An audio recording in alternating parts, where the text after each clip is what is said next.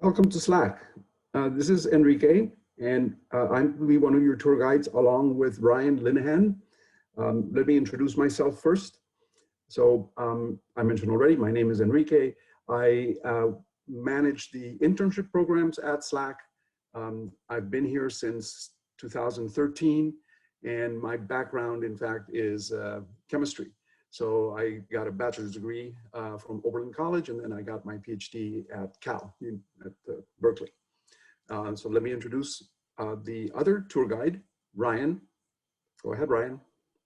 Hi all, I'm Ryan Linehan. I'm a graduate student in my 6th year at Stanford, and I work primarily at SLAC on the LZ or LUX experiment, which is doing a search for direct detection of dark matter. Terrific. Well, thank you very much. So you should be seeing an aerial view right now of the kind of the business end of SLAC, and by the business end, I mean where the experiments get done. SLAC is a 2-mile-long linear accelerator, 3 kilometers long, and what you're seeing right here is approximately just the last kilometer. In fact, if I move here, you see the accelerator goes way out to here, and this is where we injected electrons in order to accelerate them down this long, straight tube. Terrific. So this project started off as an idea from the founder, Pete Panofsky. He was a Stanford professor in physics, and he wanted to investigate the fundamental nature of the nucleus of the atom. In particular, the nucleus of the atom we knew was made up of protons and neutrons. What we did not know at the time, this is in the 1960s, early 60s, was whether the protons and neutrons were fundamental. That is, were they not made up of anything else, or were they in fact made up of something smaller? And so to explore that, he conceived this very, very long, 2-mile-long accelerator in which we accelerate electrons and we get them to very, very high speeds.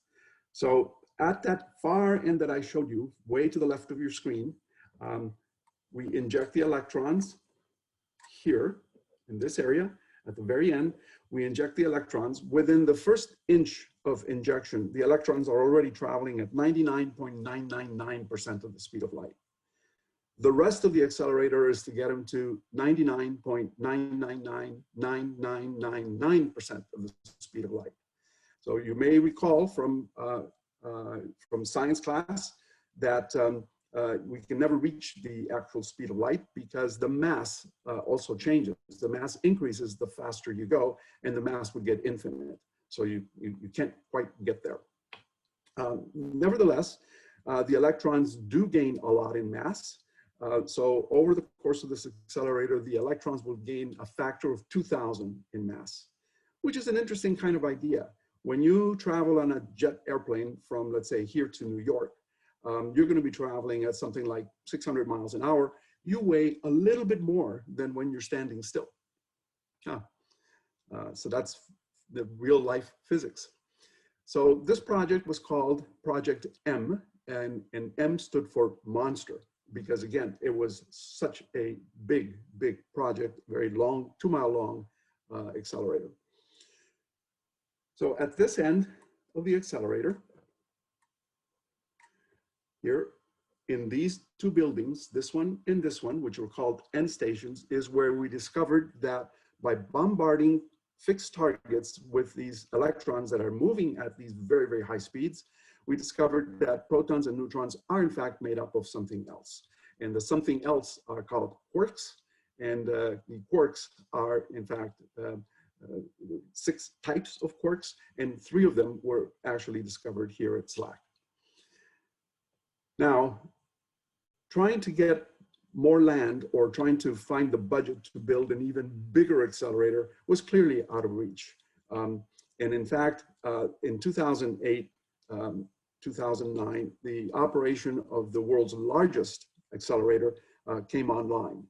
And this is the Large Hadron Collider, which is so big that it doesn't fit in one country and fits underground at the border between France and Switzerland. It is 27 kilometers, or about 16 miles in circumference. And that's been in operation since 2012, or in 2012, the Higgs boson was discovered there. The Higgs boson is a particle which is responsible for giving everything mass. So this sounds kind of strange, doesn't it? Physicists wonder, about questions like, why mass? Why does mass exist? And this experiment was done at the Large Hadron Collider precisely for that purpose. Now, the very first discovery at SLAC was, in fact, not at all related to physics. The very first discovery was, in fact, this. So when they were building the tunnel, the digging machines were discovering, discovered that they had misread the plans, and they actually dug about 10 feet too wide on one side. And so instead of continuing to dig this bigger tunnel, which is going to be more expensive, they made the correction. But it was very, very fortunate, because since they dug about 10 feet on one side too much, they discovered a fossil. And this fossil is a 9-foot-long aquatic mammal that was called then Neoparadoxia. Neoparadoxia turns out to be, looked like this. There we go. 9 feet long. It was a marine mammal, a mammal. It had lungs. It needed to breathe oxygen. These fingers right here were probably fins in all likelihood, kind of like a whale. You can see the toes on a whale's fins. So what does that tell us? Well, it tells us that this whole land where SLAC is built was once underwater. It was probably a shallow sea, and this animal lived in this area. You can read about it. You can also Google the Stanford fossil, and you can get all kinds of cool information about it. Adele Panofsky, the wife of Pief Panofsky, then spent, maybe 20 years or so reconstructing this fossil. The original fossil is actually at Berkeley in the Museum of Paleontology, and there is a replica, a casting of that fossil that's right here in San Mateo. We used to have it at SLAC, but we don't have it there anymore. It's on loan to a museum. All right, so let's now examine how it is that we accelerate these electrons to these enormous speeds. So the first thing that we do, of course, is let's take a look at what the accelerator looks like. And this is what it looks like. It's in the tunnel. The copper structures that you see right here are microwave guides. So I'm throwing out some terms here. What happens is that we accelerate the electrons by having them surf on a microwave field. So we generate microwaves, very powerful microwaves. The electrons hop on that like a surfer hops on a wave, and they get accelerated. And we keep pumping this microwave radiation all along this 2-mile-long accelerator. Now, the devices that we use to generate that microwave, let me get out of the tunnel and go 1 floor up. So the tunnel is about 25 feet underground. So I go up to the road level, to the top surface. And these devices that you see here, like this red tank, these are the microwave generators.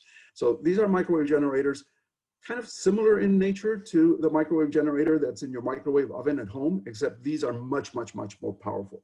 In fact, the power of one of these is equivalent to the power of 60,000 microwave generators from your microwave ovens. And there were 245 of these devices. They're called klystrons. There are 245 of these devices all along the accelerator, constantly pumping RF energy, microwave energy into the tunnel so that the electrons could hop onto that field and just get accelerated down the tunnel. So the klystrons, in fact, have a Stanford history as well. Russell and Sigurd Varian, and some of you may recognize, especially the adults will recognize the name Varian. So Russell and Sigurd Varian were exploring microwave fields, RF fields, for radar applications. This is in the late 30s. And what they did is they invented this device called klystron. And there's an interesting story behind that too, is they decided to start a company. It was called Varian Associates. It was right here in Palo Alto. And they were fabricating these devices for, again, that radar application. Now, being commercially, having a commercial bent, they had a company and they wanted to come up with a pretty cool name for these devices. So they turned to the classics department at Stanford. And after explaining what this klystron did in terms of a microwave field and waves, the classics folks came up with the term klys, K-L-Y-S, which means waves crashing on shore in ancient Greek. And the rest of the word tron is from electron. So klystron or klystron is the commercial name of these devices. Now you cannot buy them at Klystrons R Us or Amazon. In fact, we make them, and we make them at SLAC. Okay. Let me go up again.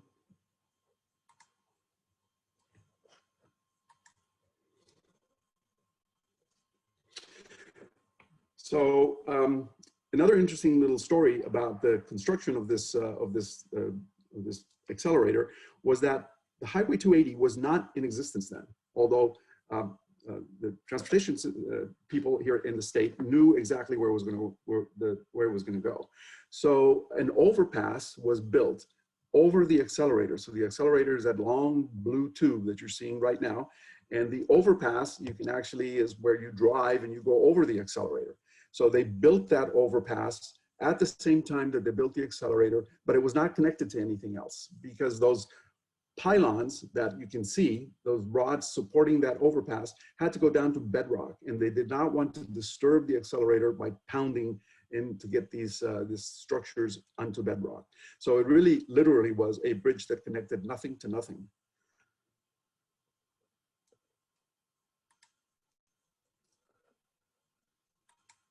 Oh, sorry.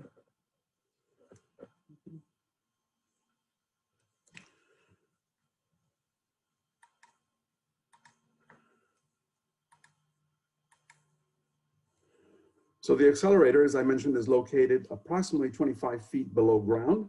When the accelerator is operating, nobody is permitted to be down here in the tunnel, and shielding the tunnel from the road surface, which is where the klystrons are, is just earth and concrete. And this is to ensure vibration isolation, temperature isolation, so you don't want to have large temperature variations.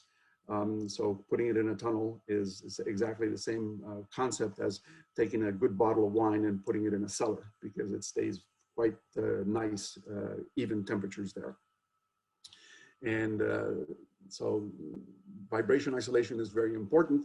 And for those of you that were in the Bay Area here in 1989, we had the Loma Prieta earthquake. The Loma Prieta earthquake was a pretty sizable earthquake, 6.9 on the Richter scale. The accelerator shut down because it's got these methods in case of vibration that it will absolutely shut down. It did, it shut down. And it went out of alignment by only 2 millimeters. So this structure is extremely solidly built.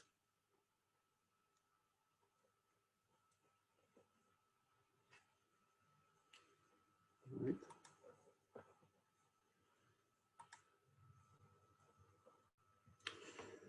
Okay, when you step into this gallery, which is called the klystron gallery, you actually get to see, I call it a view of infinity, because you can see that this tunnel, this is not the tunnel, this is the klystron, where the klystrons are, you can see it vanish into a point. But that point is still only a partial way down the accelerator. In fact, you cannot see the end. So that's why I call it a view of infinity.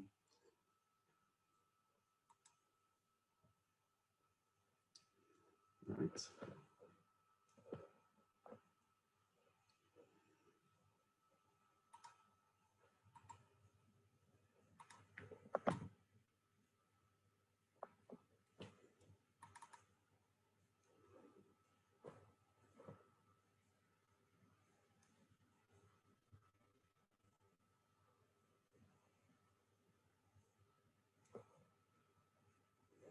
All right, I'm trying to get back up to the surface.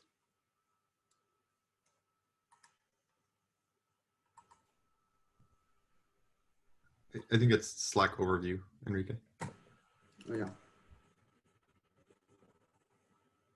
Okay, now we're back up to the aerial view.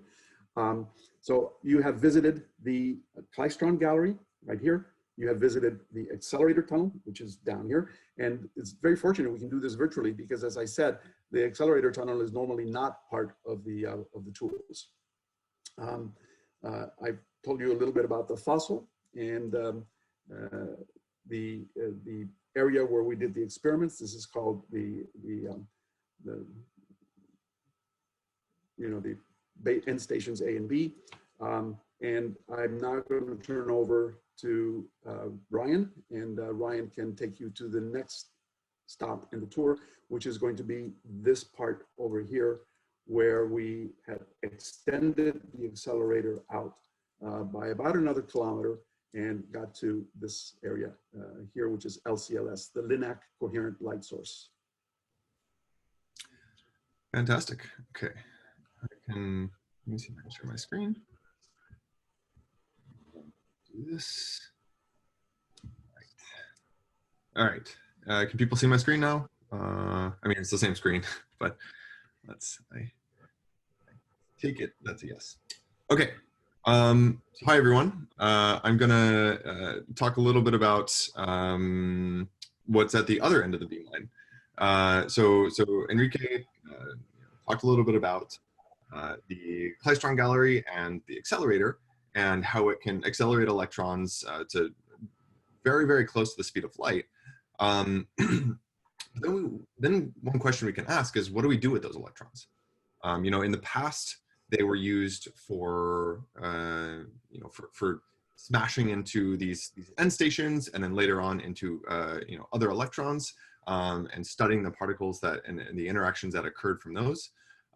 But recently, SLAC has actually turned its attention to, kind of in a different direction, and they're using the electrons in the accelerator for a slightly different purpose. And this purpose is, I guess, kind of broadly categorized as what is called as photon science. So let's take a little bit of a look into what that means. So right now we're visiting a facility called LCLS, which stands for LINAC Coherent Light Source. And what this is basically, so this is the LCLS facility kind of as a whole. But let's orient ourselves a little bit. So the end of the beamline that Enrique was talking about is over here on the left side of the screen, this E minus beam transport. So the beam comes in from the left side of the screen, and the electrons, they're traveling very fast. They pass through this set of machines called undulators, and when they pass through these undulators, they get wiggled kind of back and forth as they move forward through those machines. And when as we might remember from physics classes in high school or college, when you accelerate an electron, whether it be in a kind of a wiggling fashion or in a circular fashion, which is not what LCLS does, but which other experiments do, if you accelerate an electron, it will create electromagnetic waves. And so, this is the same principle that, radio towers use to create radio signals. They have this big antenna, and they move electrons back and forth across the antenna and create radio waves that you can use to look at your, listen to your favorite radio station. And LCLS does sort of the same thing, except rather than, accelerating them slowly back and forth along an antenna, the electrons are moving in one direction, and they're being wiggled very, very quickly along the kind of transverse directions. And so when you wiggle them faster, you can actually produce a shorter wavelength electromagnetic wave. And so rather than producing radio waves, which are very long wavelength, you produce X-rays, which are very, very short wavelength. And that really, that is the one of the specific things that's really nice about LCLS and about these undulators at SLAC is that if you do it in the right way, if you kind of set up the undulators such that you kind of wiggle all of your electron bunches, you get this massive, massive intensity of X-ray light that comes out the other end. So that comes out this end of the undulator. So you know, that's what these undulators do, and I'm kind of, you know, focusing in on this because this is kind of the production mechanism for these X-rays that are then used to do a bunch of very interesting science. The electrons at the, you know, just to complete the story of the electrons, you know, once they're wiggled, they kind of just get diverted and shot into a bunch of bricks and get stopped in a safe way. But the X-rays, they don't get diverted. They go. Oh, and actually, let me show you. I've been talking without showing the pictures. These are the undulators, the things that wiggle the electrons. So each of these blue machines has a bunch of different, you know, a bunch of bar magnets lined up in a line, and those bar magnets wiggle the electrons back and forth, kind of like, you know, this is a static image, but you can kind of imagine the different bar magnets wiggling that little bunch of electrons and creating a set of X-rays from that process. So this process happens. It's kind of hard to see here, but you kind of get a sense, you know, this is probably, you know, 1.5 meters tall or something like that. So this process happens over something like 100 meters. And if we go back to the LCLS, oops, let me move that, LCLS page. This is about 100 meters. And after that, you have this really nice crisp beam of X-rays that is shot into what are called the near and far experimental halls. So, you know, just to take a moment, I want to see if there are any questions. Enrique, have any questions popped up in the chat that about how these X-rays are formed? We haven't quite got why, but okay, yeah. Oh, okay, it's not about that. So the question that has come up, I'll reserve for the end. Okay, sounds great. Yeah.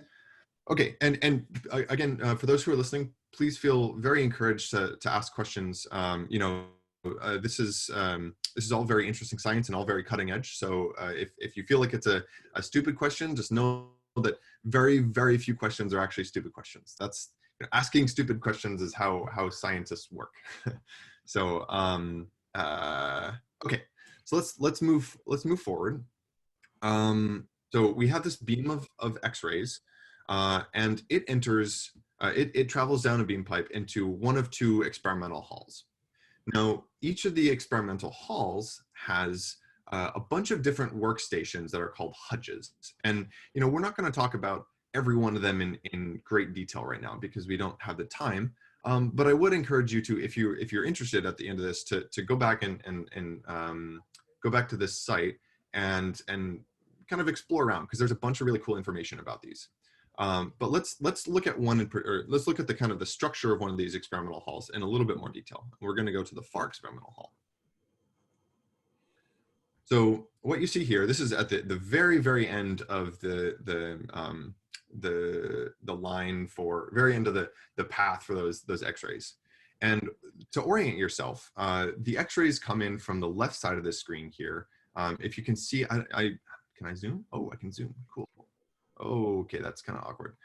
So if you can see, there's a bunch of pipes that bring in the beam of X-rays to each of these various little rooms.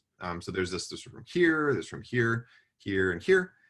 Each of the rooms contains kind of a workstation, or like a play station almost, for scientists who want to do a particular kind of study of some, you know, some new and cutting edge materials science project or biological sciences project. And the room, or the hutch, is tuned to allow those kinds of projects. So I have recently thought of a fun analogy for those who like to play video games like me. You know, each of these stations is kind of like a game console, right? You have like a Game Boy, an Xbox, you know, PlayStation. Each of them can allow you to play different games.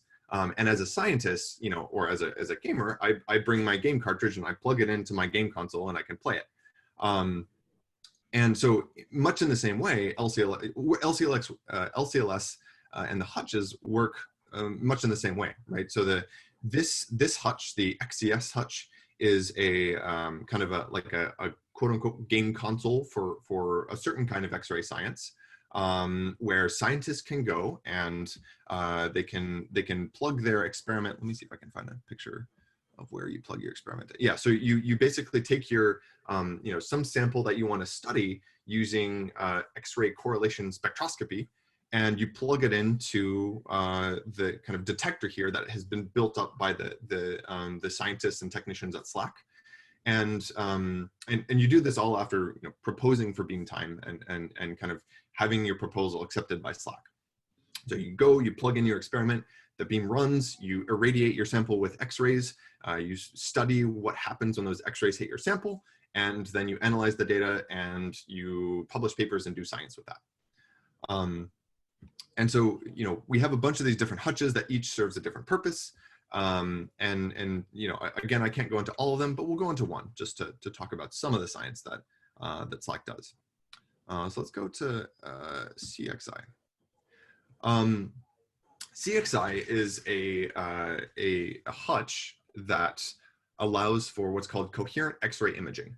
And what this is basically a detector or kind of a chamber that allows you to insert a sample and have X-rays diffract off of that sample. So diffract is maybe a word that people are familiar with. Basically, as you have, if you have some complicated crystalline structure or complicated molecular structure or something like that, and you want to probe that, you can shoot X-rays at it and they will kind of scatter off of it in various directions in a way that's kind of ordered and well predictable by quantum mechanics.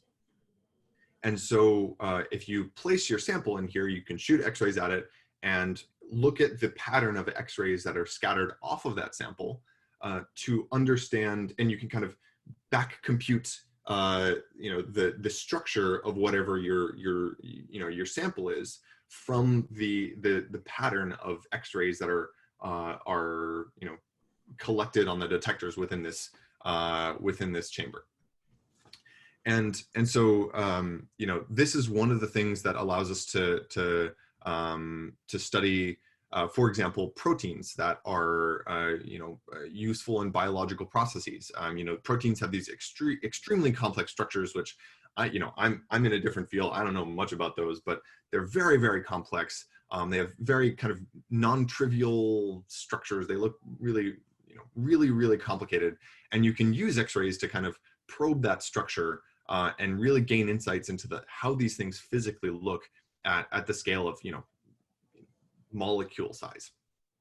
You know, so this is one really cool thing about this X-ray science that SLAC is you know, pursuing with hutches like CXI. Okay, and so, you know, this is one thing that SLAC can do with LCLS. There's a bunch of different hutches, things that look at matter in extreme conditions, things that look at correlations between you know, correlations in time between states of various condensed matters, bunch of really cool stuff. You can make, SLAC can make kind of like stop motion movies of single molecules that are undergoing chemical reactions with a different hutch that's in this. And so there's this, you know, really strong push for understanding, the really strong push for using X-rays to understand both material science and complicated processes that, you know, for example, happen in biological processes and you know, catalysis and a variety of other kind of processes that are really complicated, you know, at the most fundamental level. And LCLS is helping us to probe them with ever increasing precision and resolution. So I see a few questions popping up. I'm wondering if any of those are appropriate to take a look at now and pause for a moment to give people a breath. Yes, so people are asking how often is the accelerator run? Are the experiments done constantly? So that's a very good question. The accelerator itself, the details of when the accelerator is running, I actually don't remember off the top of my head, but basically, you when you apply so what I can say is I can answer a little bit about the time that it takes to set up an experiment in a hutch and then take it down. Basically, if you have and it's some experiment, you want to bring it in, you will set up your experiment over the course of I think days or weeks, and then you'll set this up in a hutch, and then your experiment will take something SLAC, I think SLAC wants something like 12 to 60 hours of beam time. Want you to be able to constrain your work to 12 to 60 hours of beam time, and then after that be able to take your experiment out. So there's rapid turnover when the beamline is actually running. I think recently this part of LCLS has been recently before the shutdown happened. This had been kind of undergoing some upgrades, so LCLS wasn't running, or LCLS2 wasn't running because it was undergoing some upgrades. But I think recently in July, they saw first light with the new set of undulators that had been installed. I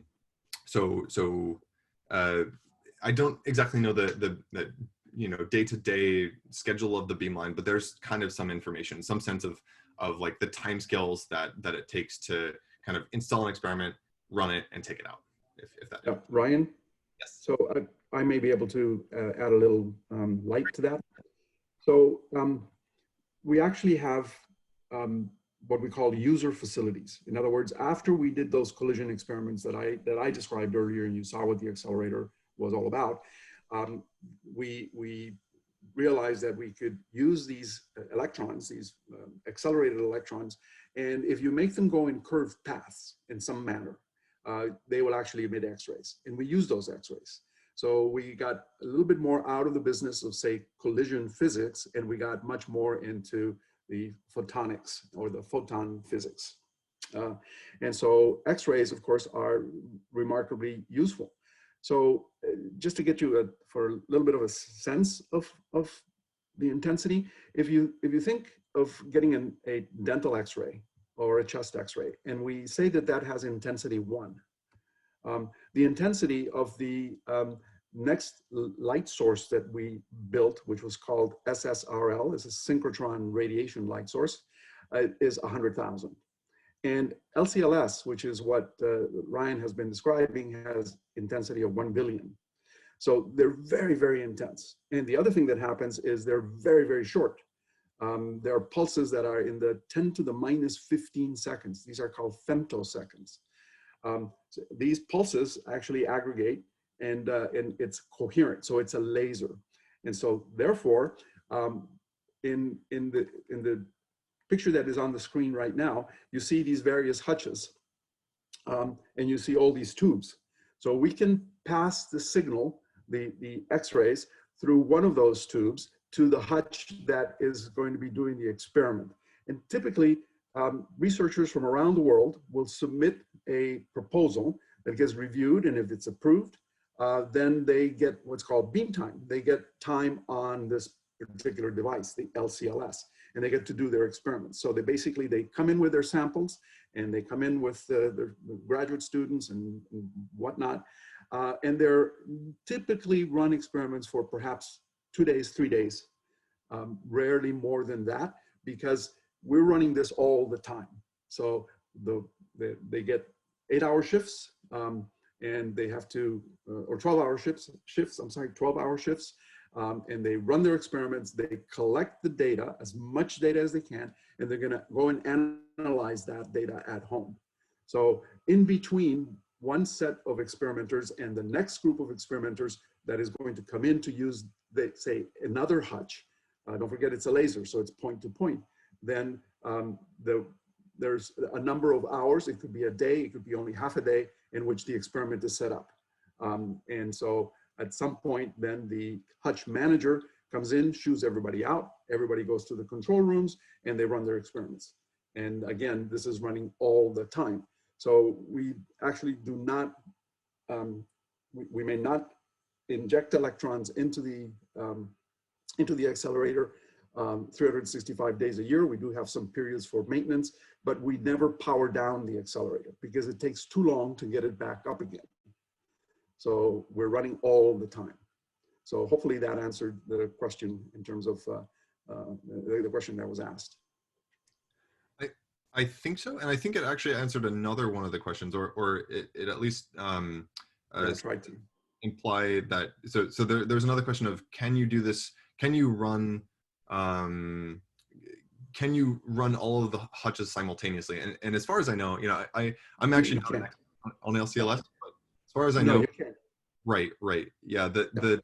Like the whole, one of the advantages to the hutch system is that you can, you know, when one experiment is being assembled and or disassembled, another experiment's running, right? So you stagger the, you know, you stagger the experiment running so that you're always taking data with something. But, you know, any one experiment only runs for like 1/5 of the time or something like that because you have 5 hutches. I mean, it's a laser, so it's point to point. So when one hutch is receiving beam, the other ones are not. Right. And because we can guide the X-rays down to the hutch that is being actually utilized, like for example, that matter under extreme conditions hutch at the very end, then our scientists and the next group of scientists that is going to be using some of the other hutches, they're preparing their experiment. They can be in there because the X-rays are traveling all the way to the end, and they're traveling through the appropriate tube when you see multiple tubes. Right. Okay. So there's another question, which I think is a nice transition to the next stop on our tour. But someone asked about, you know, what are the links of the up until very recently, SLAC had been the longest building in the world until Hanford LIGO was built in central Washington state. What are the links of the two? And does SLAC do any type of gravitational wave detection like LIGO does? So I can answer that too if you'd like, or you can take a crack at it. It's fine. Sure, go ahead, Enrique. Okay, so LIGO is an L-shaped interferometry experiment. And so it's got 2 legs, it's shaped like an L. And each one of those legs is 2.5 kilometers long. So we are 3 kilometers, but we only have 1 leg, right? So you could say our accelerator is a little bit longer than each one of the legs on the LIGO. So that answers your question about, you know, what are the links? And I should point out that no, we do not do LIGO interferometry. We're not looking at those experiments here at SLAC. Right. So gravitational wave detection, right? Right. So that being said, let's actually back up a little bit. Let's finish with LCLS and let's ask ourselves, you know, is SLAC doing anything else to study kind of fundamental science? You know, we studied particle physics, we talked about photon science, and then the question came up about is SLAC doing anything with, you know, cosmology? And, you know, we're not doing anything with gravitational wave discovery or studies, primarily because gravitational wave physics requires these very, you know, generally requires these very, very long, complex machines that are, you know, facilities unto themselves, like LIGO. But SLAC is doing their own, you know, cosmology and astrophysics research, which is actually the next stop on our tour. And I'm going to talk a little bit more about this. So SLAC has actually, you know, a lot of SLAC has invested a lot into cosmology and astrophysics in general. But there are two particular experiments that I want to talk about today. One of which I actually work on that are trying to probe the fundamental nature of dark energy and dark matter.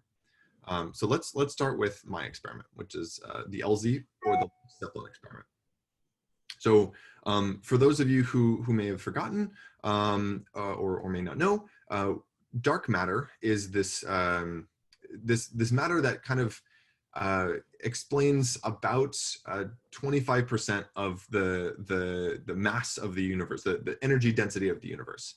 The other 75% being what is known as dark energy, and that adds up to 100. But if you take a little bit away from each of those, about 4% of the universe is actually the matter that we can feel and touch with our hands, or normal matter that's like gas, hydrogen, helium, things like that.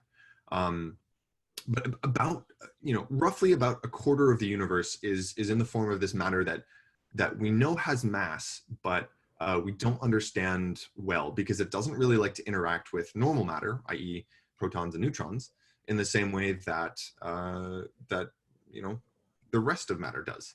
And so there are a lot of experiments that have tried to study this in one form or another, but one particular kind of experiment is known as a direct detection experiment. And excuse me, and that's what the LUX Zeppelin or LZ experiment is. What you see here is a big tank, a water tank enclosing an inner detector that is shown in this picture. And basically the point here, and for scale, because it's hard to see because there aren't people, the size of this from edge to edge of this, actually from edge to edge of this is actually probably to scale in the picture behind it. So if you just like take this little inner detector and shove it in the center of that kind of brick looking structure, that's probably the right scale. And from edge to edge of this is about 5 feet. So it's quite large. It's about a wingspan of an average person. And what it is just a target. It's a big tank of liquid xenon that is used to detect rare interactions of dark matter with the xenon atoms. Now, how are we getting dark matter to interact, right? So the principle there is, if there's so much dark matter in the universe, and even in our Milky Way, which we've confirmed with other experiments, the Earth moving through the Milky Way induces this wind of dark matter that passes through the Earth. And dark matter doesn't really like to interact with things, so it kind of just streams straight through the Earth. It streams straight through our bodies right now without interacting really at all. But in the off chance that it actually does interact just very, very, very rarely, then if you have a detector that's large enough and that's sensitive enough, then it can see these interactions, and you can make a claim that you've detected the direct interaction of dark matter, this dark matter wind, with your detector. And so what happens basically within LZ is that you have some particle come in, interact, produce a couple flashes of light. Those flashes of light give you some information about whether that interaction was more likely dark matter, or more likely some kind of gamma ray that came from radioactivity within the experiment. That's kind of boring known physics. And so this experiment is kind of tuned to exclude all of the other known physics and look specifically for rare interactions that we can't explain with what we know currently to be true in physics. So we're using this experiment to look for dark matter, and hopefully, we're going to turn on in I think a month or two. I'm very excited about this. As a late stage grad student, I'm very excited about this. We're gonna turn on, and within hopefully a few years, there's a chance that we might be able to show the first direct detection of dark matter, which is very exciting. Okay, and then we can actually look through some photo albums just because. So we already showed this. Again, so this detector actually isn't at SLAC. We built parts of it at SLAC. I actually helped with some of those. But the detector itself is at the Homestake mine, or the Sanford Underground Research Facility in Lead, South Dakota. It's in a mine so that it shields the detector from kind of cosmic radiation that can give fake WIMP signals, or fake dark matter signals. Let's see. But despite that, at SLAC, we do have a bunch of test stands and things that have helped us understand how to build this detector well. And so these are the kinds of things that that we did at SLAC to help build the LUX experiment. And so you can see here one of the test stands. Again, there's not really a person in this, but the scale of this chamber, this chamber is testing one of our instruments, which is the same width of the inner detector, and it's about 5 feet in diameter. So it's quite large. This is not quite as interesting. So, Ryan, Yes. you have a question. Why is the tank filled with water? Very good question. So one of the things that we want to do, so just to clarify, so the main tank here is filled with liquid xenon, and that is specifically for the interactions, specifically because interactions in xenon create these flashes that are useful to see if there's been a scatter. But the tank, this thing is embedded in a tank that's larger, which you can see here, which is filled with water. And the reason that is filled with water is because in order to prevent gamma rays from like the walls of the mine from going in and creating a bunch of signals that are located, a bunch of signals in the inner detector, you want to be able to shield the inner detector. And so water is a very good shield for gamma rays, for neutrons that can look like dark matter interactions, and for a whole host of other things that are from known physics, but which we just want to keep out of our detector because we want to be really, really sensitive. Very good question. Okay, let's take one last stop on our tour and look at an experiment called LSST, or it's the Vera Rubin Observatory rather, but the part that SLAC has been building is what is called the LSST camera. Now, LSST stands for the Legacy Survey of Space and Time, and it's basically a giant telescope that is going to be scanning the night sky every 4 nights, scanning the entire southern sky rather, about every 4 nights when it turns on, I think either this year or next year. The kind of physics or science motivation behind this is it wants to study distributions of dark matter. It wants to study dark energy. It wants to look even at more local things like in our own solar system, where it wants to kind of see kind of transient effects of asteroids moving around our solar system, things like that. It has this broad variety of scientific applications that it's going to be meant to do. And the way that it does this is with effectively a giant, super sophisticated phone camera. And I'm underselling this, but this is very, very cool. What this is a 3.2 billion pixel camera. The pixels are shown here, the kind of hatch pattern. And really, these work roughly the same way that your phone does, except that there are many, many, many more pixels than in your phone. Your phone camera, rather.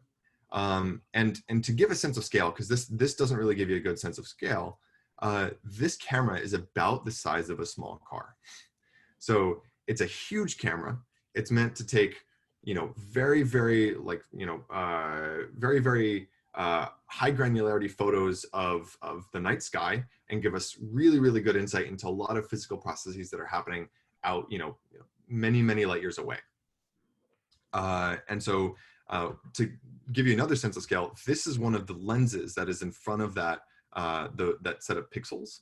And you see people in the background here. The lens is about 6 feet in diameter, and it's just immense and enormous. And it's a feat of technological advancement that is fun to be is fun to observe as someone who is not part of LSST but has watched them do their work for the past few years.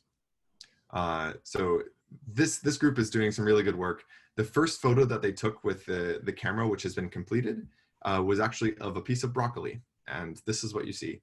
Each of the boxes is not 1 pixel, but a large number of thousands of them. So you can kind of see that in great detail, the kind of ins and outs of this head of broccoli. And they chose this to kind of test their camera before shipping it out to the observatory, which is actually on a mountaintop in Chile. If you want to read more, I very much encourage it. Again, all you have to do is go to this SLAC tour at slac.stanford.edu and navigate around. But right now, that is the kind of final stop on our SLAC tour.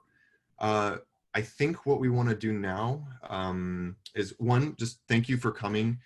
We want to do a little bit of a poll before doing some Q&A. So we're gonna open up some time for Q&A. But I think I will jump back to polling and activate the poll. So what's up? Before that, because we still have a few minutes, Sure. Ryan mentioned the terms dark energy, dark matter, and of course there's ordinary matter. And so it's kind of worth thinking about what these terms actually mean. We know with remarkable accuracy that the energy matter composition of the universe, they're related, as you know, because Einstein told us that. E equals mc squared. You may recall that equation. So matter and energy are related to each other.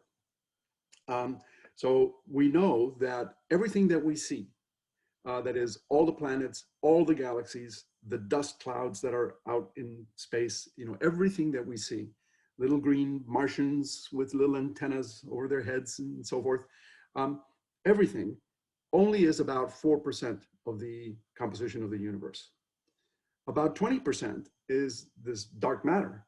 And we know that dark matter is there because we can sense its gravitational effects.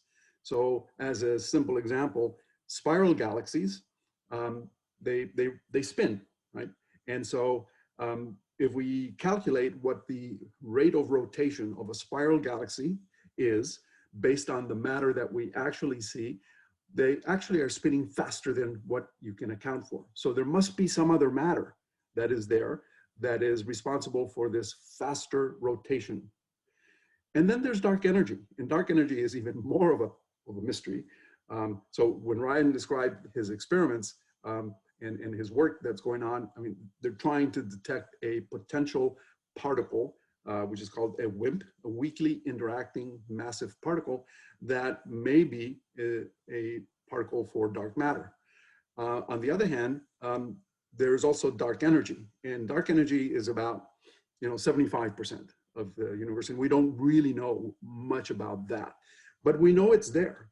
And the reason we know it's there is because the universe, after the Big Bang, it's expanding, and what we discovered is that it's expanding faster and faster and faster. So there's some source of energy that is driving this very accelerating expansion of the universe. So that's why we get so interested in this. And with the LSST, this telescope, we should be able to map out 10 billion galaxies.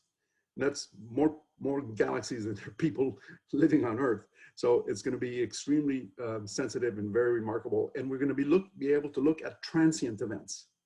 So transient events would be things that happen like for a few minutes or maybe a day or so. And these would be, for example, supernova explosions. And supernovas are very interesting phenomenon, but there are many that we do not spot and we do not see because with our current telescopes, we're not surveying every 2 days or every 3 days or every 4 days, like we're going to be able to do with this LSST telescope.